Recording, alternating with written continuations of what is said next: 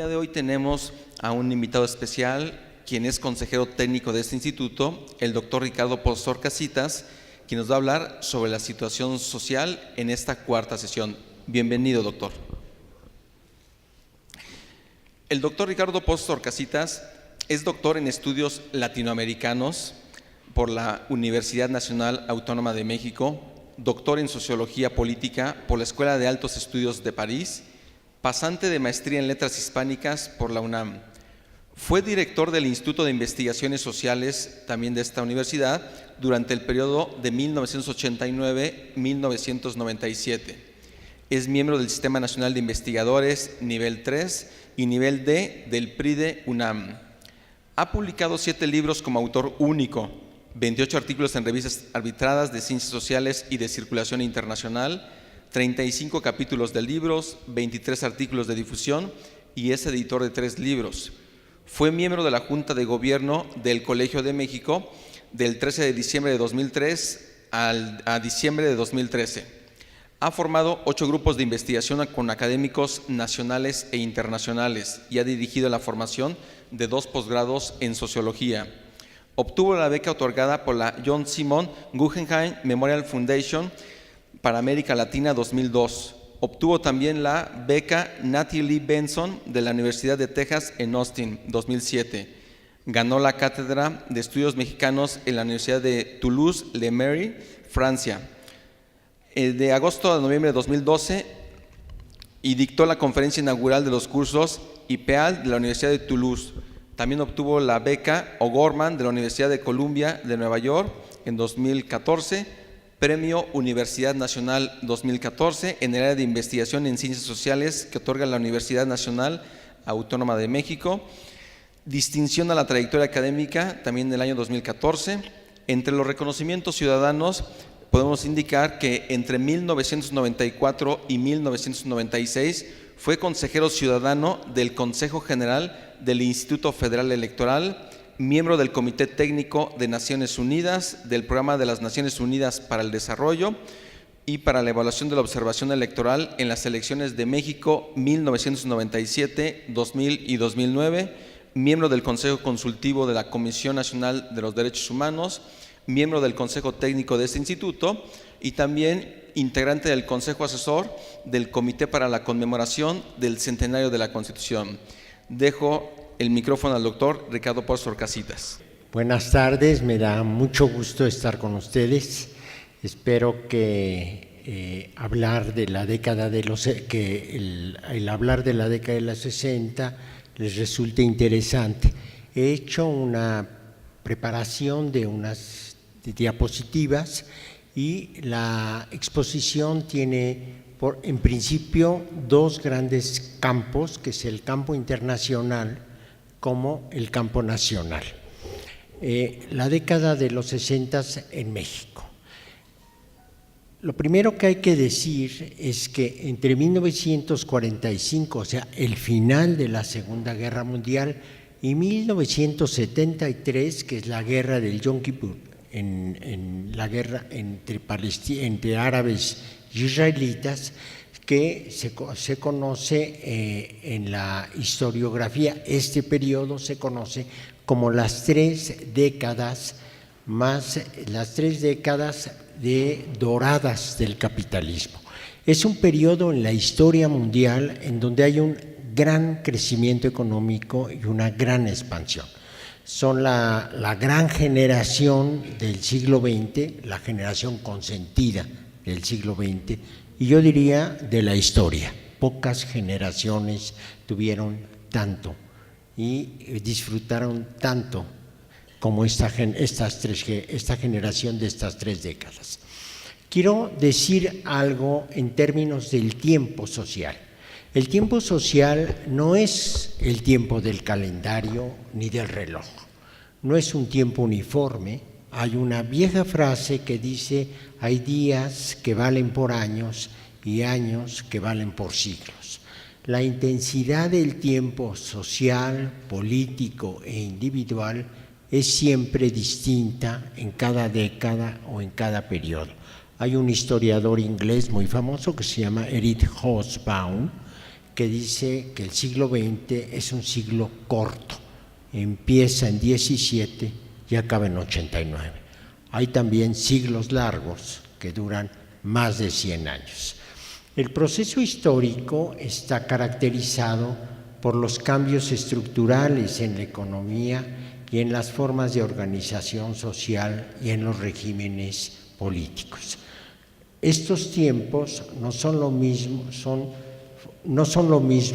en las sociedades urbanas como en las sociedades rurales. ¿Qué es una década? Una década es una representación social que aparece como una unidad cultural y que se vuelve el referente ideológico de las conductas individuales y colectivas del presente, a pesar de todas las diferencias que existan en el interior de ese tiempo. No es lo mismo que le digan a uno que eres un sesentero o que uno les diga eres un ochentero, ¿no? Es decir,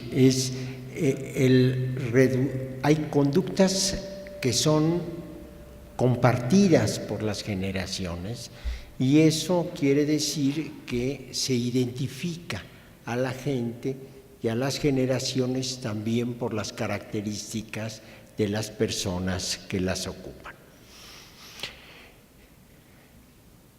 Todo periodo social, histórico, está marcado generalmente por dos eventos: los sociales, que se expresan políticamente y que delimitan tanto el principio social como el principio como el final de un periodo.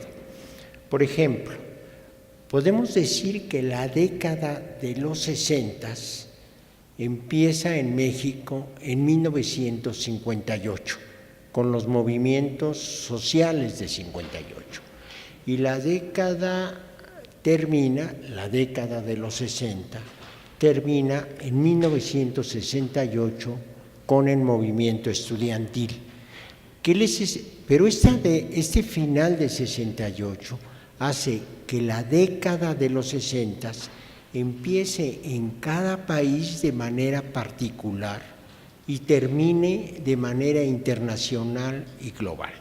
68 es un fenómeno que ocurre en 58 países del mundo. El problema del tiempo tiene que ver con el problema de las generaciones. Los sesenteros son una generación que vivió, creció y fundamentalmente maduró en las 60. Hay una generación anterior, que es la generación de la guerra, de la Segunda Guerra Mundial, que fueron los padres de estos sesenteros, que fueron conocidos como los baby boomers. ¿Sí? Y hoy, la generación de hoy, de los jóvenes de hoy, son los millennials, son aquellos que nacieron en el punto de inflexión del siglo XX y el principio del siglo XXI. Ellos tienen características particulares. Por ejemplo, dicen que la mayor angustia de un millennial es dejar de estar conectado en sus aparatos electrónicos. El problema del tiempo, conceptualmente hablando, es así el problema de las generaciones. Hay un elemento que es característico de la estructura de la década de los 60 en México. Es por vez primera en la historia del país que México dejó de ser un país esencialmente rural, que la población campesina fue la generación más importante. En 1960, por vez primera, la mitad de la población era agraria, rural, y la otra mitad era una población urbana. Eso cambia todo, porque si uno piensa por qué se agotó la Revolución Mexicana en la década de los 60, porque para la gente joven, que incluso ya la revolución dejaba de tener sentido, había nacido en las ciudades y la Revolución Mexicana había sido rural y agraria.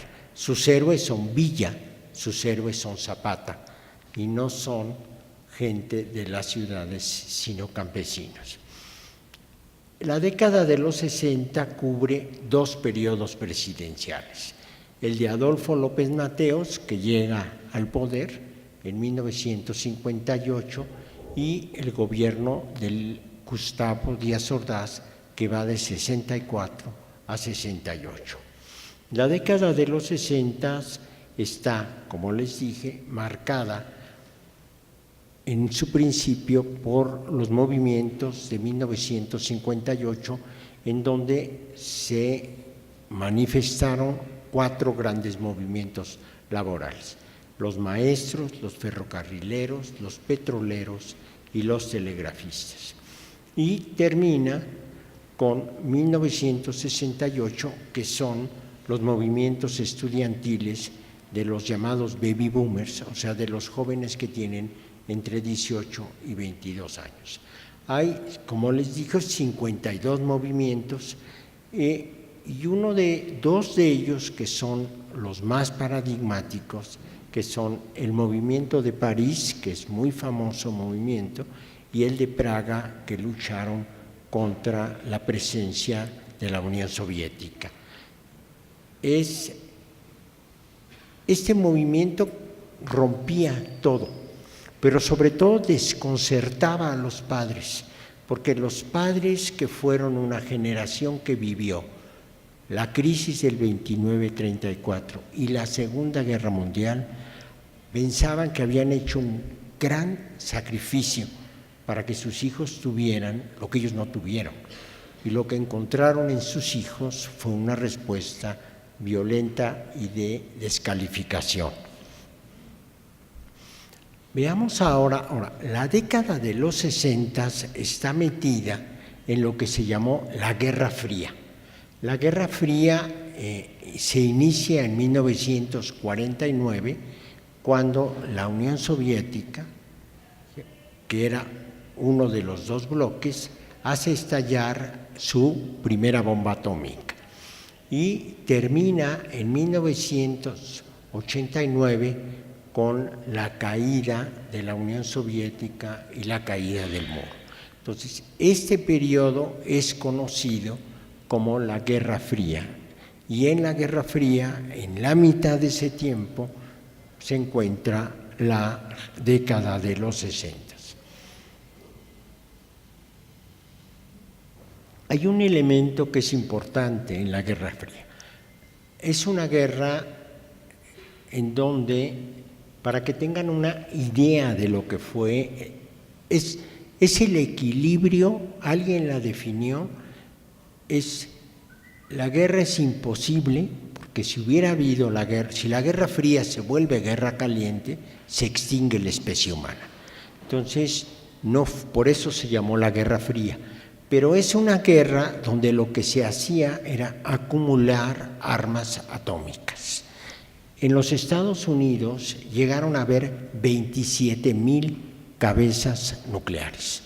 Con el 1% de esas cabezas era suficiente para destruir todo el mundo. Y en la Unión Soviética es de 3,000 a 7,000, porque como la información era un secreto de guerra, nunca se supo cuántas había. Hay algo que en el panorama mundial fue muy importante. La guerra, tenemos dos polos, tenemos la Guerra Fría, tenemos los Estados Unidos y la Unión Soviética. La década de los 60 a nivel internacional empieza a surgir el tercer gran actor de la historia, que es los subdesarrollados, que es una categoría creada por Alfred Zubie, y el tercer mundo, ¿no? Eran dos mundos, el socialista, comunista, o el democrático capitalista. Y en medio, eso es lo que dejó la Segunda Guerra Mundial. Y en medio empieza a entrar otro mundo, que es el tercer mundo. El tercer mundo en donde los actores principales de la escena mundial van a ser los países del tercer mundo, los países pobres, que ya están cambiando de manera radical este mundo bipolar.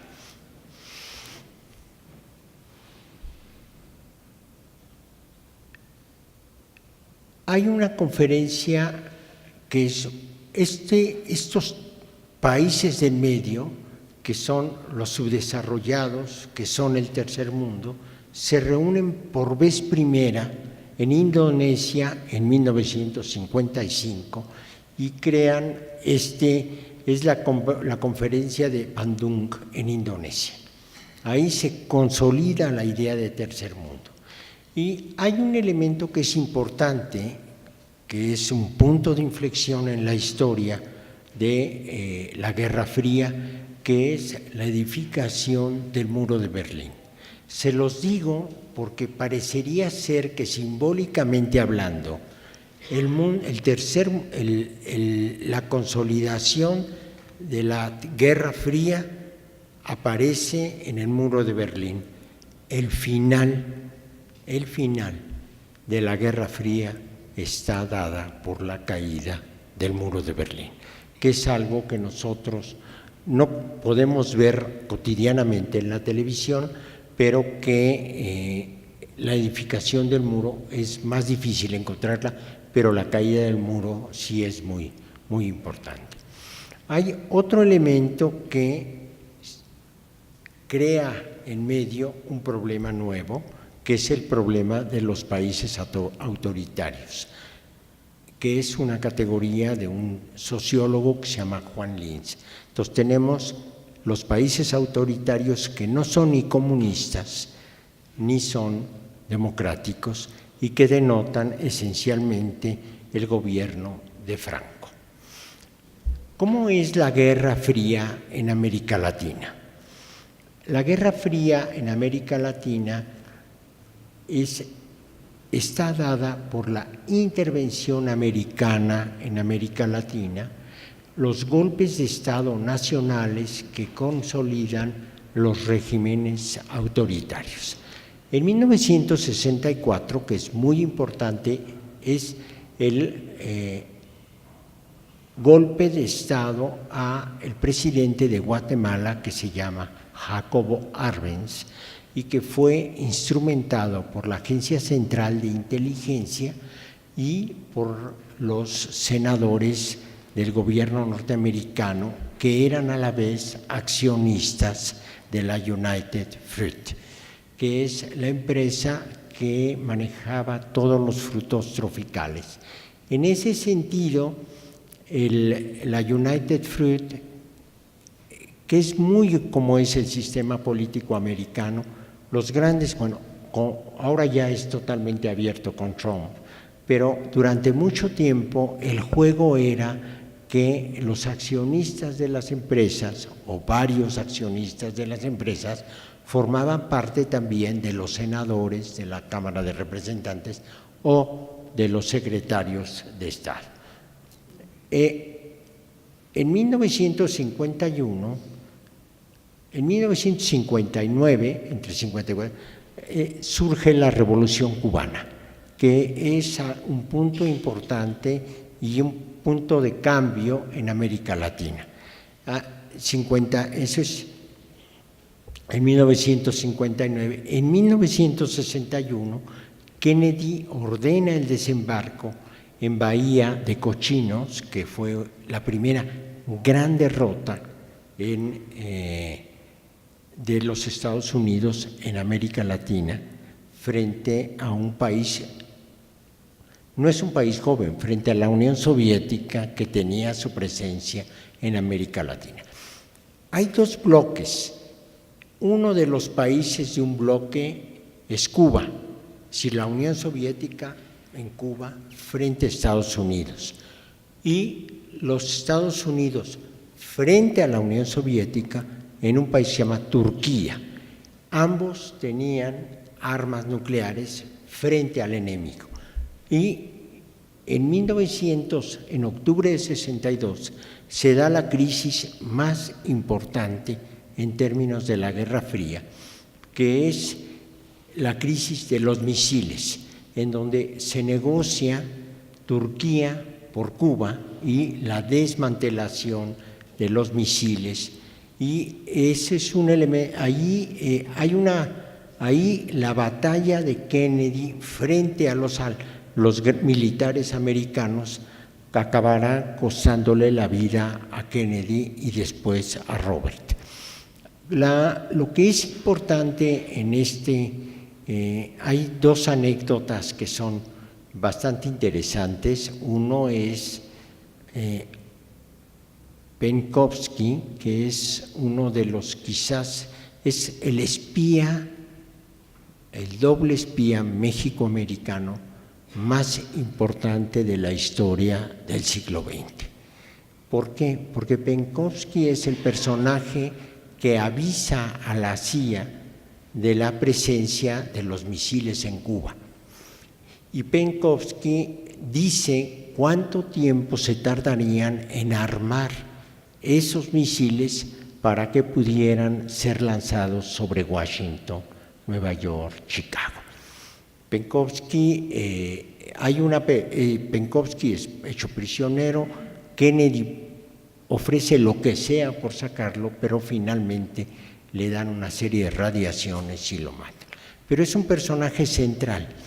Uno piensa que la historia no tiene que ver con los personajes reales y cotidianos.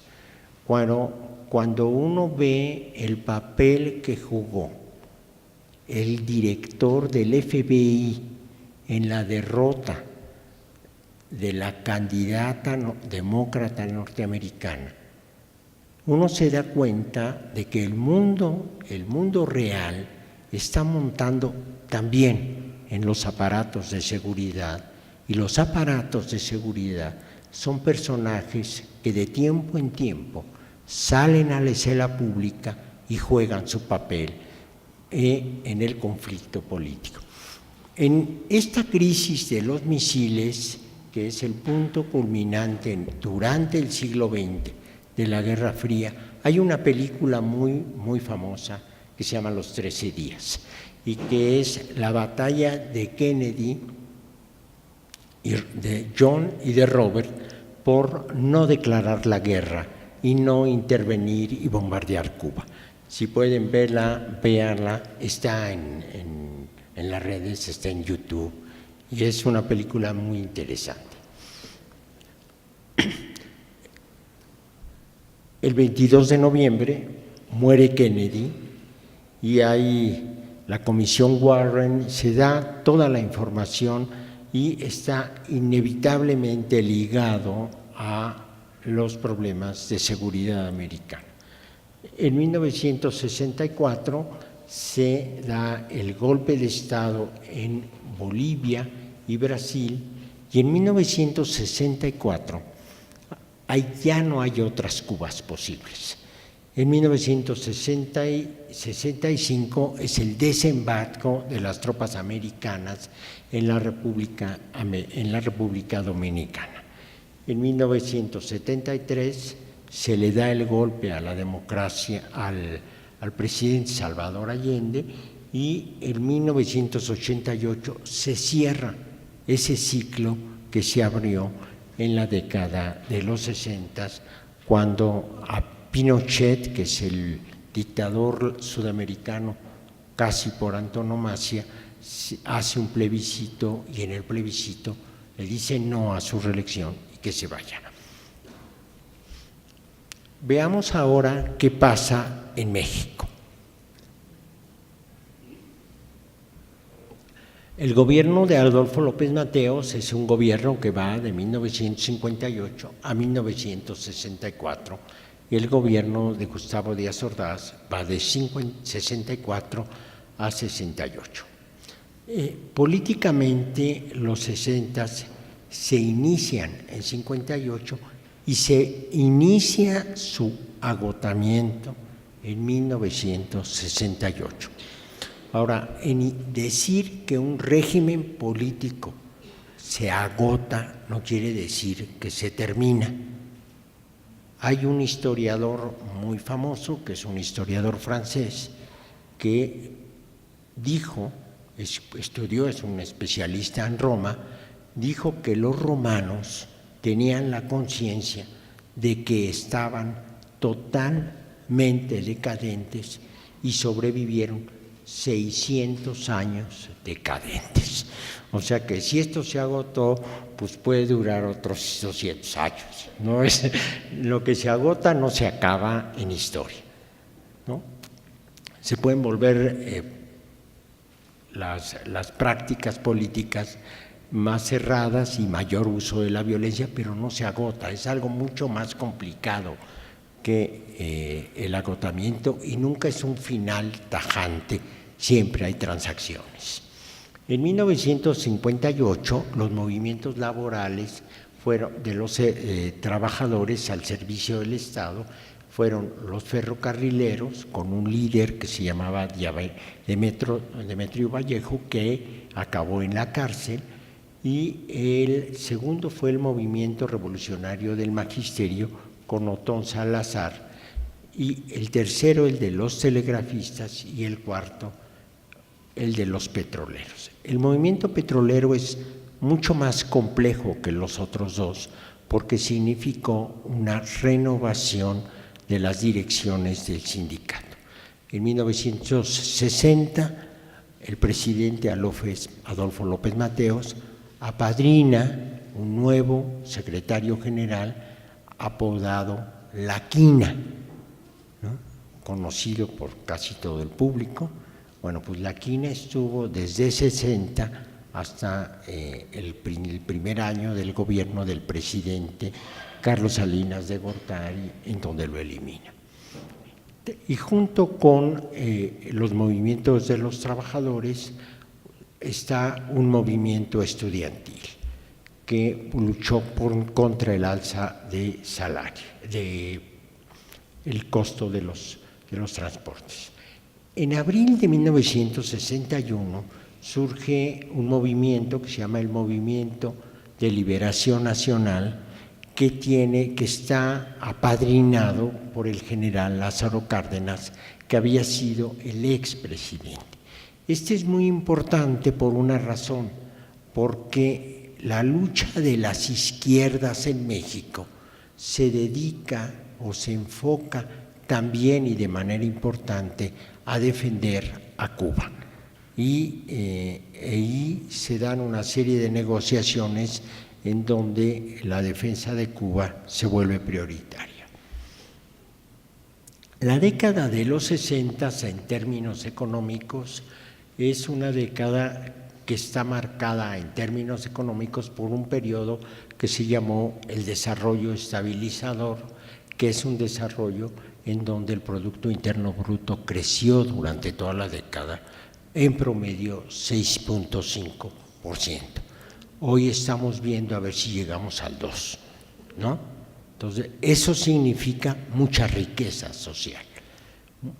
Políticamente es un presidencialismo centralizado frente a los otros poderes del Estado, como es el poder legislativo y el judicial, en los tres órdenes de gobierno, que son el poder ejecutivo, los estatales y los municipales. Es un presidente fuerte por encima de los poderes del Estado. Un sistema político en México dirigido por por un partido hegemónico, que era el Partido Revolucionario Institucional, el PRI, y un solo opositor que jugaba en términos reales, que era el Partido Acción Nacional, creado en 1938.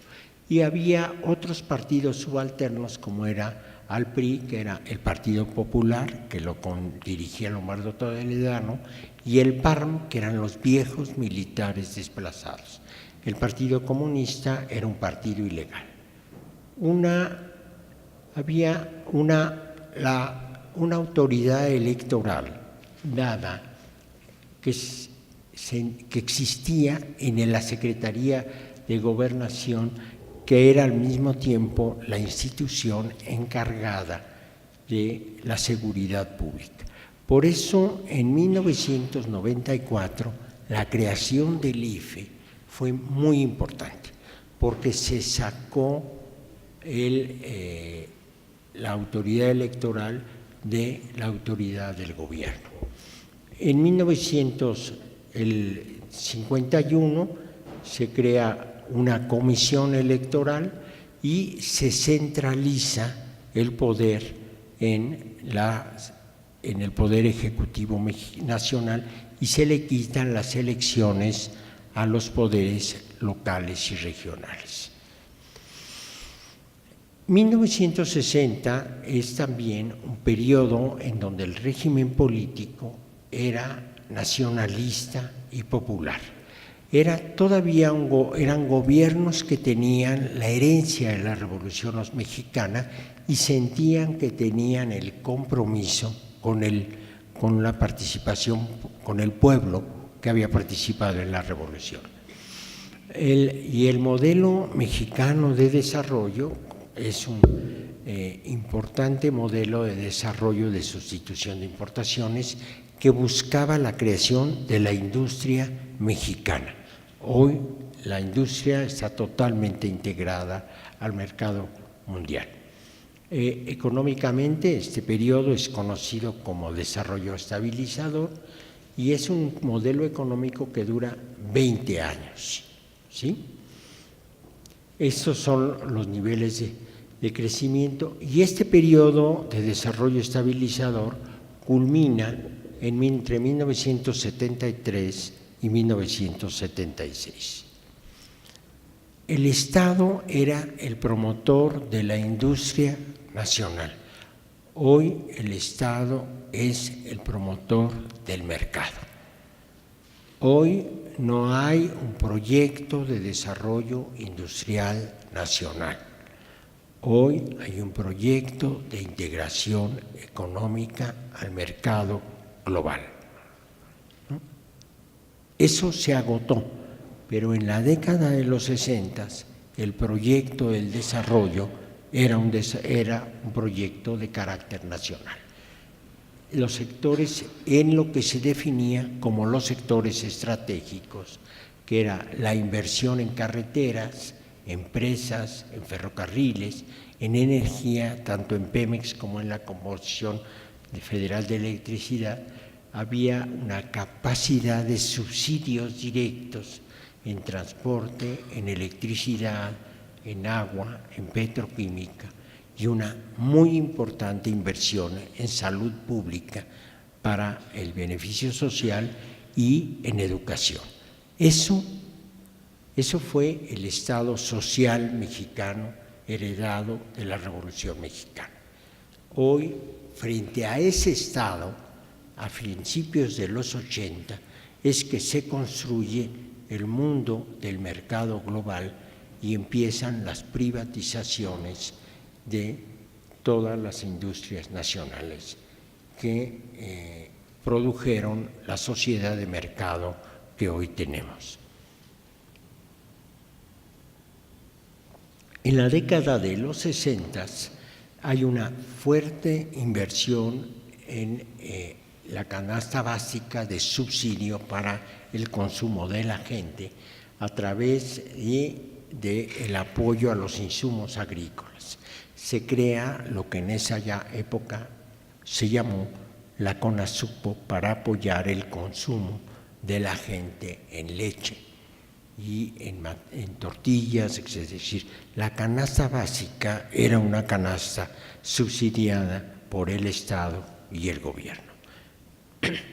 En ese momento también hay algo que era muy, muy importante y es que la fuerza de trabajo, solo el 15% estaba sindicalizada, pero ese 15% tenía un apoyo directo en los servicios médicos y en la creación de tiendas de consumo, tanto en el ISSSTE como en el Seguro Social. Demográficamente hablando, como ya les dije, era una población mitad urbana y mitad rural, y la población en México tuvo un altísimo desarrollo. En 50 eran 28 millones, en 70 eran 48 millones. Casi se duplica la población en ese periodo de tiempo. Pero el efecto más importante de la ampliación de la población fue el crecimiento de la Ciudad de México y la zona metropolitana. En 1950 eran 5 millones, en 60, 9 en 70, y actualmente la zona metropolitana tiene 22 millones de habitantes. El poblamiento del campo se fue volviendo cada vez más disperso y menos concentrado. La población era muy joven, tenía un promedio de edad de 22 años y medio, y socialmente cambió de manera radical. Hay algo que es muy importante en términos de la estructura de las clases medias. Las clases en México cambiaron de manera muy importante. Hay una expansión en la década de los 60 de lo que podríamos llamar las clases medias. Fue una ampliación dada también por la ampliación de los servicios. Hay un movimiento, hay migración del campo a la ciudad y lo que los sociólogos llamamos una movilidad importante incluso en el campo. Todo el mundo ha oído hablar de Ayotzinapa, no solo por los 43, sino porque fue un espacio en el cual las clases y los hijos de los campesinos se incorporaron al magisterio y a la educación. De ahí, de Ayotzinapa, surgen Lucio Cabañas y surge Otón Salazar, que es el dirigente de los maestros en la sección 9 en México. Pero también surgen otros pobres que son los que se van hacinando en la periferia de la ciudad. En 1900 es el periodo donde se expande Ciudad Nezahualcóyotl y es el periodo donde el centro de la ciudad se queda a partir de 1940, hay rentas congeladas y las vecindades, las casas, se van volviendo vecindades. Hay un libro muy famoso de Oscar Luis que se llama Los hijos de Sánchez, en donde narra la vida de estas familias. Ese libro fue un escándalo porque lo que se presentaba como el desarrollo mexicano era absolutamente exitoso, y al lado del Zócalo lo que aparecía eran familias pobres, vándalos, igualito, es el pretepito, digamos, que hoy tenemos, ¿no? Surgen otros, pero también surgen nuevos ricos que están en colonias que se expanden, como es el Pedregal de San Ángel. Hay algo que la década de los 60 marca a nivel mundial, que es la expansión de las comunicaciones, ¿sí? Para 1960 había 412 radiodifusoras, 23 televisoras y 1.850 publicaciones entre diarios, semanarios, publicaciones quincenales y otros. Es muy importante porque empieza a haber una sociedad, como toda sociedad urbana, informada. Entonces, cuando las sociedades son informadas, contrastan la retórica de los grupos dominantes y de los políticos con la información que ellos reciben sobre eso. Y algo que es muy importante en la década de los 60 es la crisis o el cambio en la Iglesia Católica, que dejó de ser una iglesia tradicional y aparecen personajes como Méndez Arceo en la Teología de la Liberación y Gregorio Lemercier en el psicoanálisis para los sacerdotes. Lemercier es muy importante porque crea por primera vez el psicoanálisis en donde los novicios, los que quieren entrar al seminario, pasan por una terapia. Y Lemercier les dice: la Iglesia no es refugio de cobardes, luchar por la fe con los pobres requiere muchísimo esfuerzo. Y allí empieza un proceso importante y un periodo que va paralelo. Ahí es el periodo donde surgen los curas militantes y los curas guerrilleros como Camilo Torres en Colombia, ¿no? La Iglesia cambió radicalmente a lo largo de los 60. Y la familia, también la otra gran institución básica, que es la familia, también cambió de manera radical. La familia con el padre que era obedecido por los hijos se acabó, o por lo menos cambió de manera radical, ¿no? Las gentes, los hijos, veían en las revistas la información internacional y veían la participación de los jóvenes en los conciertos de rock, en las minifaldas de las inglesas, etcétera, etcétera, ¿no? Culturalmente la década de los 60 crea por primera vez una conducta fundamentalmente individual y se inicia el fin del patriarcado. Y los hijos, pero sobre todo las hijas, se plantan frente a los padres. La autoridad del padre empezó a dejar en la década de los 60 de ser obedecida de manera ciega. El cambio más importante en la década de los 60 es el cambio en la sexualidad femenina. Él aparece en 1960 por primera vez en el mundo la venta de la píldora anticonceptiva. Eso cambió de manera radical el sentido de la mujer en el mundo, porque la mujer dejó de estar ligada a un determinismo biológico solo para la reproducción, ¿no? Y en ese sentido cambió de manera total la concepción, pero sobre todo la autoconcepción de las mujeres, de lo que era su sexualidad, su afectividad y su reproducción. Antes estas tres cosas estaban ligadas a la idea de que eran ellas las únicas transmisoras del linaje. Por eso la virginidad fue hasta antes de los 60 el elemento identitario central de las mujeres prodigiosas, ¿no? ¿Sí? Ahí cambió. Desde el origen de la humanidad hasta 60, en 60 la humanidad fue otra. La virtud dejó de ser virginidad, ¿no? Y como todo fenómeno importante, aparece eso representado políticamente y se llama feminismo, ¿no?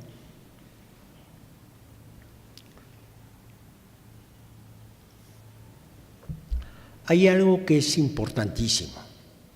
Hablamos de que hay un crecimiento económico del 6.5, hay una demanda, hay una movilidad social importante, hay la ampliación de los centros urbanos y en ese sentido es inevitable pensar que hay una expansión de la educación media y superior. Pasamos de ser un país casi analfabeto a un país crecientemente alfabeto y las instituciones de educación superior se vuelven centrales. Por eso los movimientos de los estudiantes empiezan a ser fundamentales en la historia del país.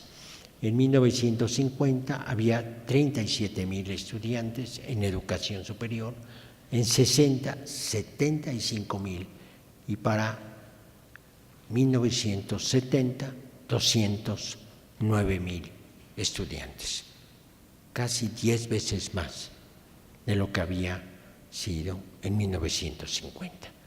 En 1951 se inaugura el gran proyecto del Estado Social Mexicano, que es Ciudad Universitaria, con la estatua de Miguel Alemán, que la detonaban, le ponían los estudiantes de ingeniería cartuchos de dinamita y luego cartuchos de dinamita y la volaban y la volaban y la volaban hasta que decidieron el rector Javier Barrosierra no volverla a poner porque Alemán quedaba truncado cada tercer día, ¿sí?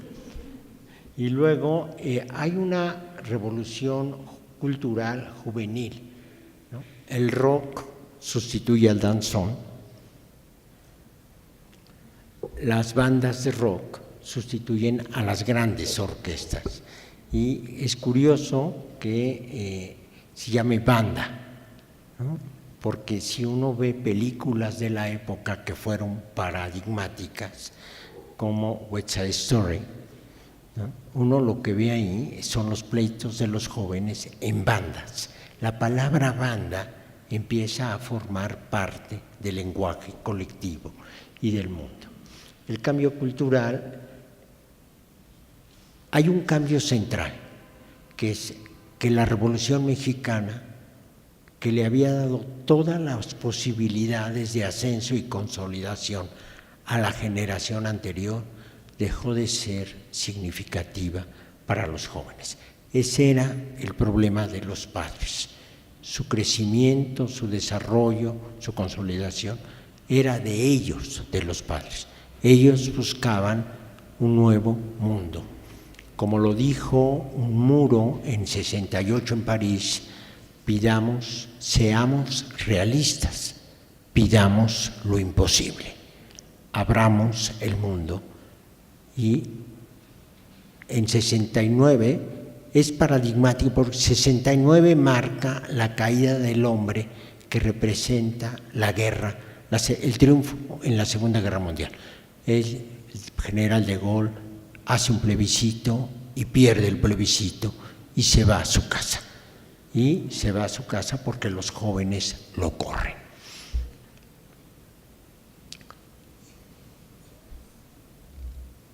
Hay algo que empieza a aparecer también en México, que es el dominio de la alta cultura por los intelectuales ligados a la Revolución Mexicana, que son los hijos de José Vasconcelos, que hace la Revolución Cultural en México.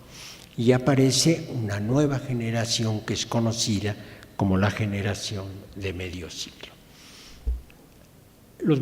La década de los 60, para terminar, tiene algo que la marca, son los movimientos sociales. Los movimientos sociales que muestran y la apertura del mundo y cómo los jóvenes dejan de ser sujetos sociales y se convierten en actores sociales.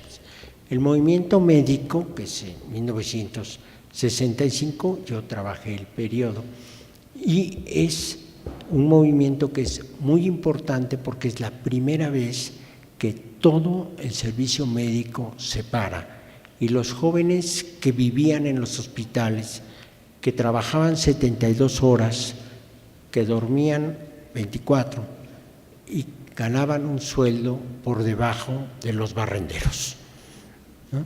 Es muy, muy importante porque la educación tiene su primera gran crisis. La educación, como lo sabemos ahora, ya no garantiza un ascenso social importante. Este clima de apertura se expresa en un personaje central que se llama Carlos Alberto Madrazo, que quiere democratizar al PRI y que en 69 se estrella su avión. Estuvo muy ligado a 68 y bueno, es una gente que forma parte de una generación muy importante de políticos, en donde en esa época incluso estaba ligado a Carlos Juan González, quien se encarga de mantener y cuidar a sus hijos.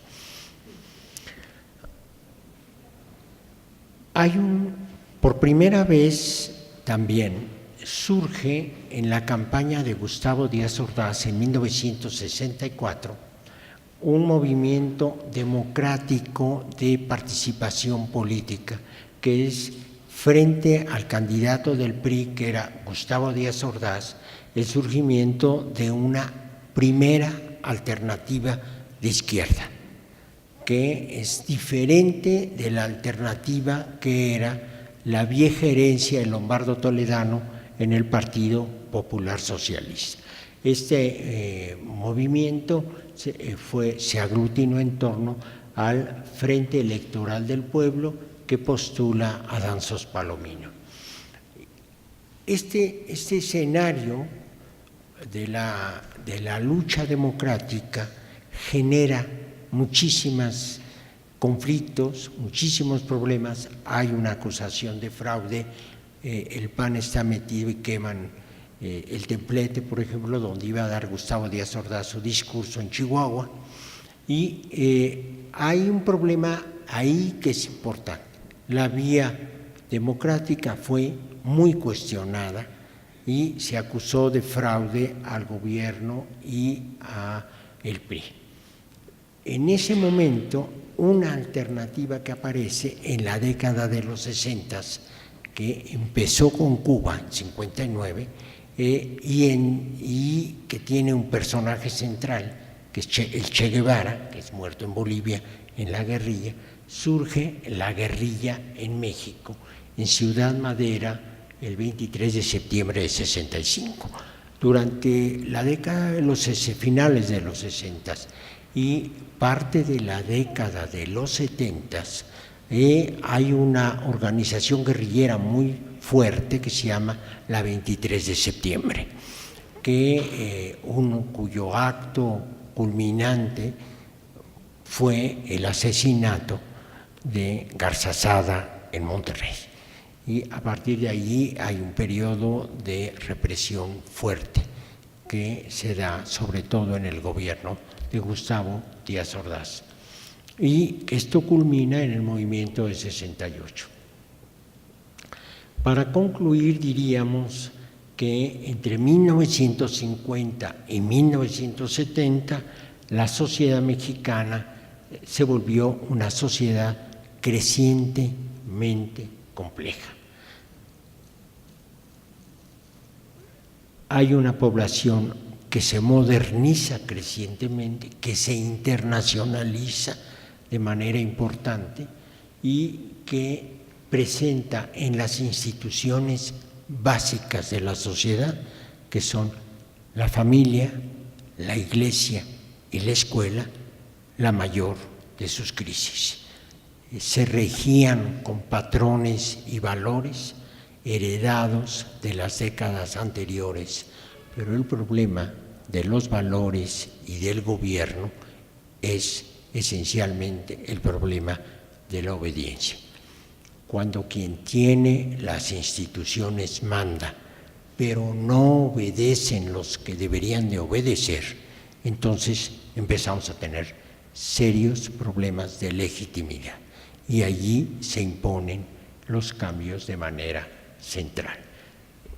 El problema central del régimen político, no del régimen político mexicano, de todo régimen político en el mundo, es que el régimen político, los gobiernos, los partidos, están metidos ellos en sus grillas, por decirlo de alguna manera, y se van aislando frente a los cambios acelerados de la sociedad.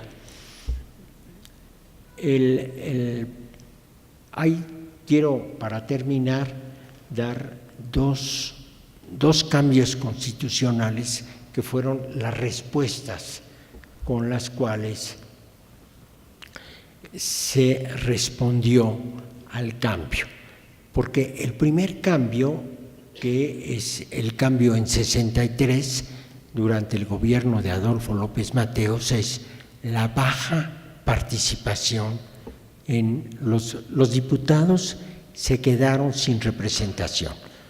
Entonces se crea una reforma que se llamó los diputados de partido, para que los diputados tuvieran una participación más activa en el gobierno.